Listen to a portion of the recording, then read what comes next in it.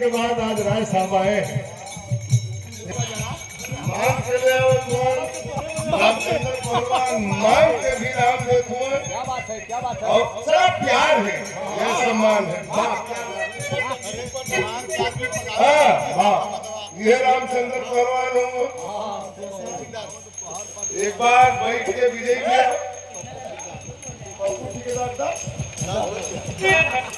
एगो माला पर करो 3-3 जना 50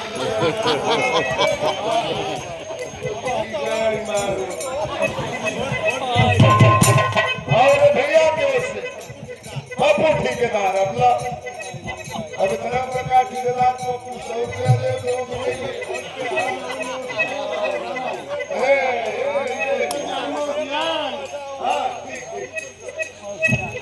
वो प्यार है। चलिए थोड़ा हंसी मजाक हो रहा है।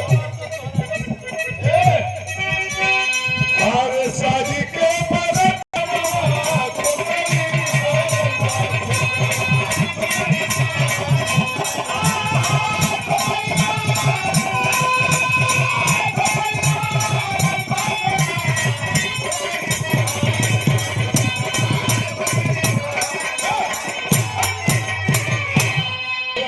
बारात पहुंचल, धनी राजा बारात लेके पहुंचलन। दरवाजे पर बारात लगल और पूजा होता। मेहरारू मंगल गीत गावो तड़ी। बारात वाला नाश्ता पानी करके मगन हो। राजा महाराजा के बारात गई रहल कौना चीज के कमी बा। निमन मिठाई राजभोग रसगुल्ला पेड़ा पंतुआ मिठाई के नाम हो। बारात वाला नाश्ता पानी करके मगन हो तो ऐलान हो गई जल्दी भी आओ को जल्दी भी आओ को घर है बजले साहित्य सगरी बरतिया करे नाश्ता पानी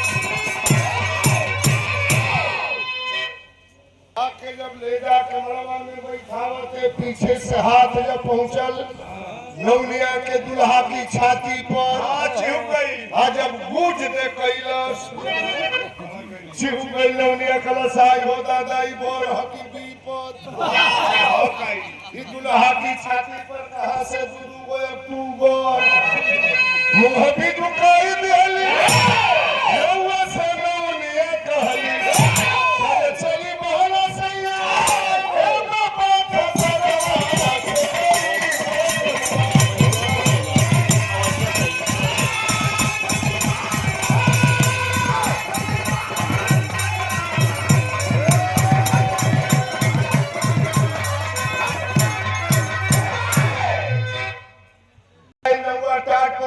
पूरी तरकारी खात रहे। नौनिया गई कला से तो गला जल्दी भाग आदमी के बारात कब का हो जाए कौन ठीक नहीं थे।